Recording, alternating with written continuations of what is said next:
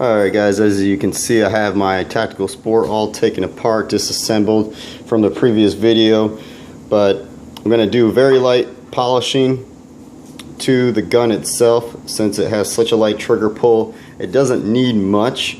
Really, only polishing that you're going to be doing is going to be affecting the overall smoothness in action of the gun. So right here, your trigger bar, you're going to go ahead and polish this point that makes contact with your slide as it's reciprocating back and forth. I already started mine. As you can see, it's getting to be nice mirror-like shine on that, very smooth with a 1500 grit. You don't need any coarse sandpaper here, guys. Again, you're not affecting a double action pull. It's got a already sub 2 pound subpar 2 pound trigger pull, so you don't need to get any much lighter than that. But again, just the polishing you're doing here is to affect the smoothness and operation of this gun. So you're taking your contact point here. This is the piece that holds in your firing pin, and that's going to be making initial contact with your hammer as it reciprocates in action. Oops. So that's going to be right there.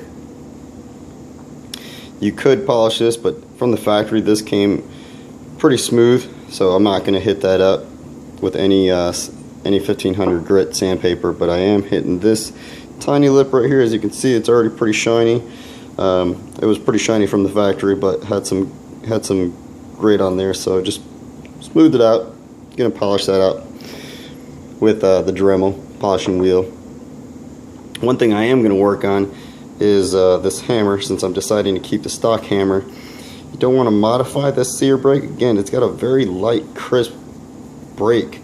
So just polishing out these lips, that's where it comes in contact with your sear. And when it breaks, that's all it is right there. So you're just polishing that out right there.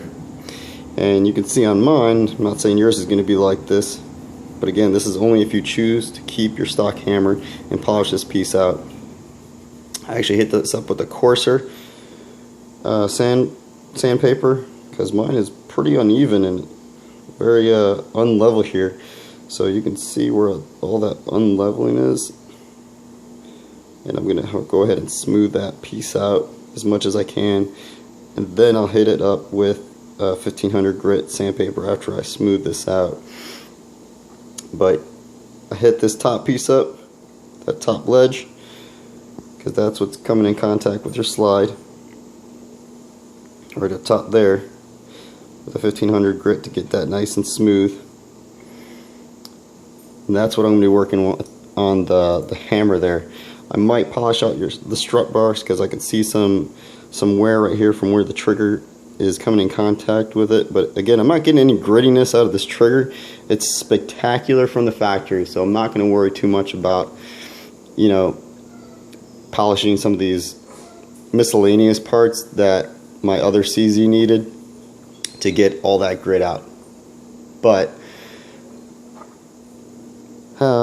let's see, one thing I'll work on for sure is right here. This is where it comes in contact with the hammer. This is your sear, so I'll be taking the sear apart, sear cage assembly apart. Actually, I can do that right now. Push this pin out, and this is under pressure, so just be careful. Take out your sear spring, and sear.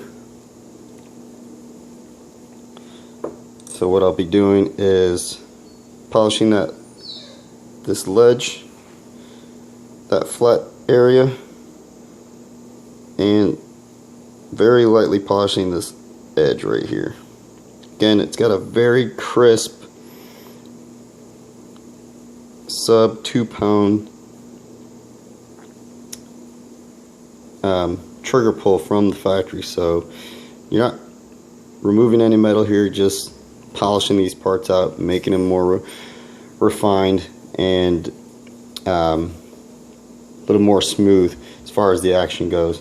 But that's it, guys. Again, I'm just using a 1500 grit, except for my hammer, which is very rough, and I'll be using a deeper grit, maybe an 800, to work out most of these parts. But everything else, I'm using a 1500 grit sandpaper, and then going to the Dremel and polishing out those parts. Not much else you're going to need to do here, unless you chose to remove this magazine release, and you can polish inside there to make this smoother. But that's what I got for you. That's the polishing modifications I'm going to be doing on this pistol.